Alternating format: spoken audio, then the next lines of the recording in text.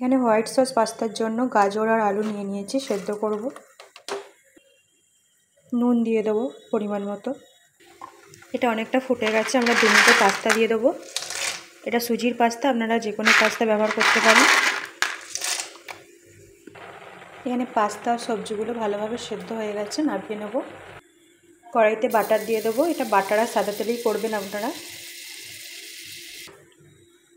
অল্প সাদা তেল দিয়ে দিচ্ছি। এখানে কাঁচা লঙ্কাগুলো দিয়ে দেবো, একটু ভেজে নেবো। এখানে হোয়াইট সস পাস্তার জন্য আমরা আটা ব্যবহার করছি, আপনারা ময়দাও দিতে পারেন। 2 মুঠো আটা ভালো করে ভেজে নিচ্ছে এখানে আটাটা বাটারের সাথে। এখানে আস্তে আস্তে জল দিয়ে দেবো।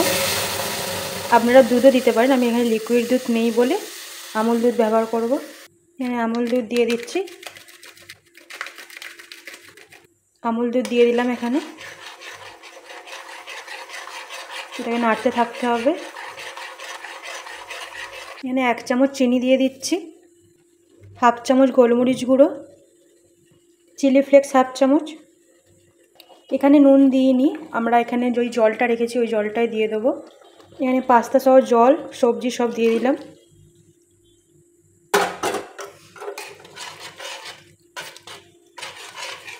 এবার এটাকে আমরা ফুটতে দেবো।